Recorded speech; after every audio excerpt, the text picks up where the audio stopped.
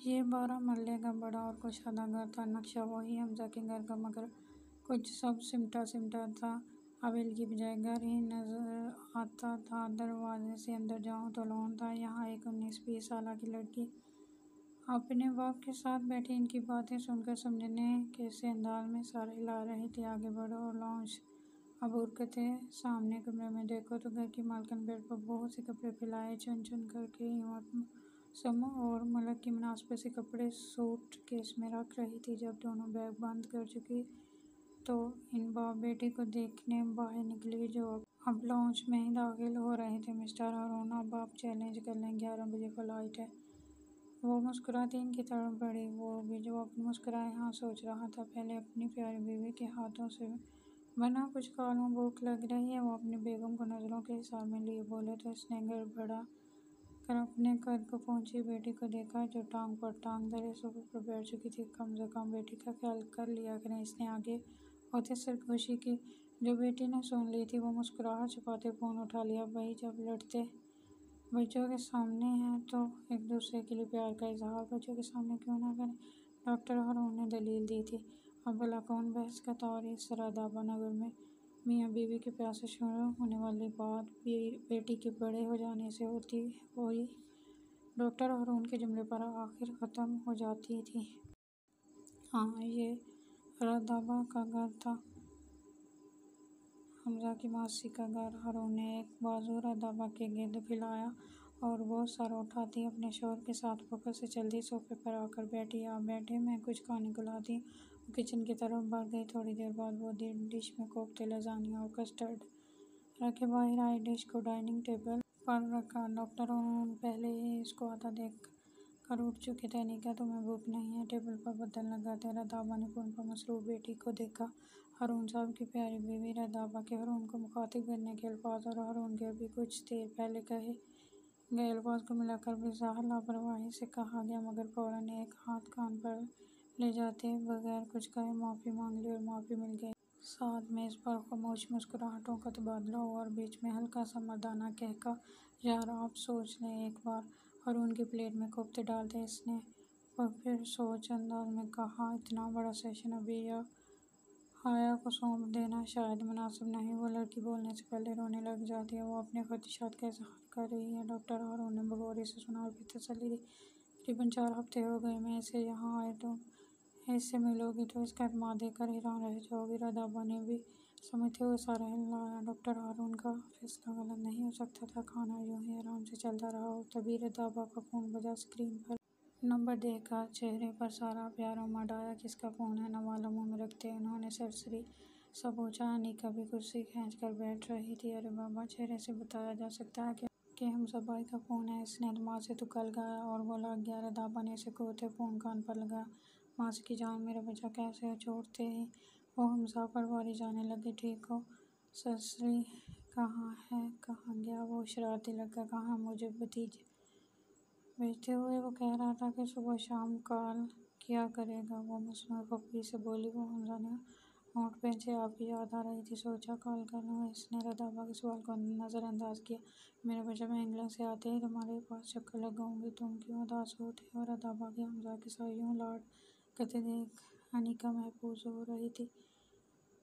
इतने बड़े हमजा भाई और मामा का इनके बच्चों की तरह ट्रीट करना क्या प्यार है। वो सोचकर खुद ही मुस्कुरा दी थी। इंग्लैंड बच्चों का? अरे तुम्हें मैं बताना ही भूल गई, तुम्हारे चाचू की सेहमत के सिलसिले में जा रहे हैं। तो कहने लगे मैं और अनिका भी साथ जा रहे हैं, तो बस 11 बजे की फ़्लाइट से जा रहे हैं।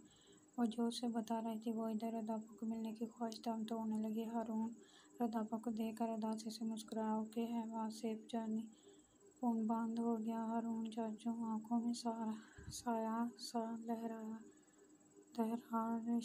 मगर रिश्ते में दूरियां। रात का अंधेरा चाटर गिर रहा था, मगर सरमई बादलों की स्याही बरकरार थी। सुबह नीली रोशन हुए थे। इसे चकोरब में बैठा वो किसी का इंतज़ार कर रहा था और इंतज़ार में वक्त कब जल्दी गुजरता। सुबह के 6 बजे अपनी तमाम तरह रंगीनियों से रोशन था।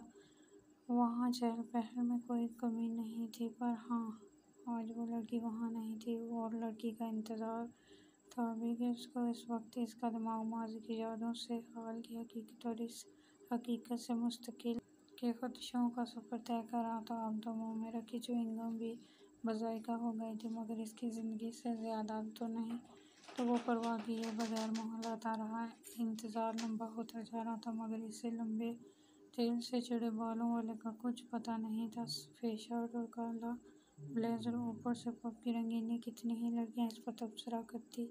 वहाँ से उठी थी, दोनों हाथ बाहम जोड़े, थोड़ी के नीचे और कोहनियाँ सामने काउंटर पर टिका मुसलसल एक पैर हिला रहा था।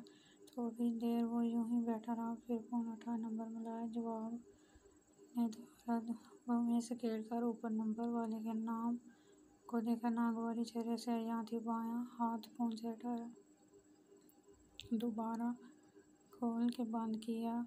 गो खुद को नॉर्मल कर रहा हो।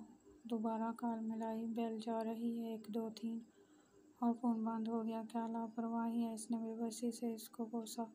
अगले 5 मिनट में मैं तुम यहाँ हो, वरना अगले 5 सेकंड में दोबारा सांस नहीं ले सकोगे। हमजा ने अपने तमाम तारों को उत्साह काबू करते मैसेज टाइप किया।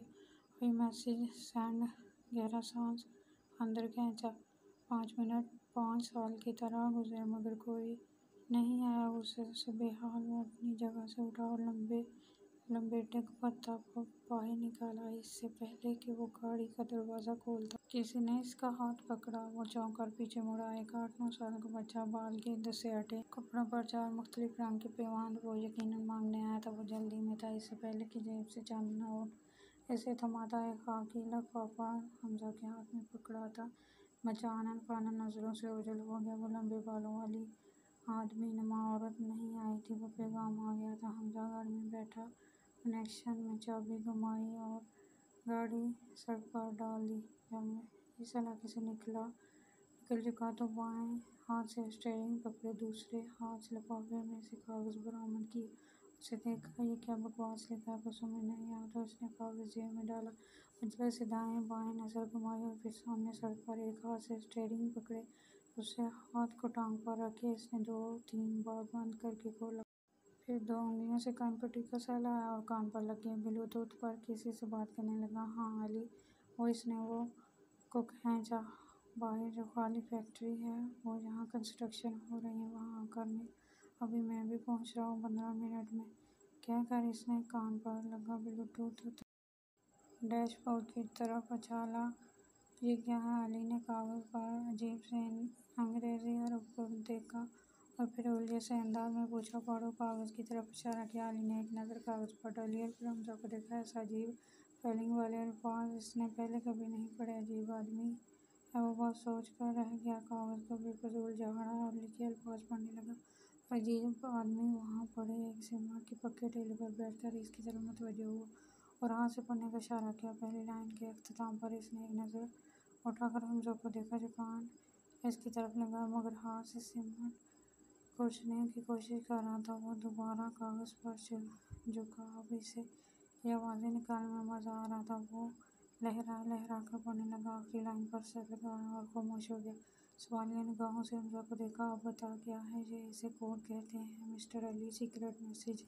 इसने खौफी से वहाँ एक पक्के सिमट के ऊँचे जमे हुए टेले पर बैठे इसे खौफी से देखा। अली से इस जहालत की ऐसे तवक्को नहीं थी। वो गड़बड़ाकर शर्मिंदा से मुस्कुराया। And I have never seen such code.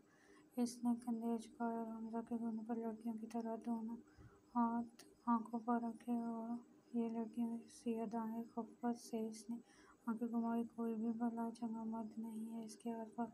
वह सोच कर रह गया। हेलो सर डेविस साहबा, अब हाथ नीचे करें और मेरी बात ध्यान से सुना। हमजा ने एक छोटा कंकड़ उठाकर अली के पेट निशाना बनाते मारा, जो अब एक तमगन पर हाथ रखे बेजुमलों से इसे देख रहा था। अच्छा था किसने भेजा ये मैसेज, संजीदा सा।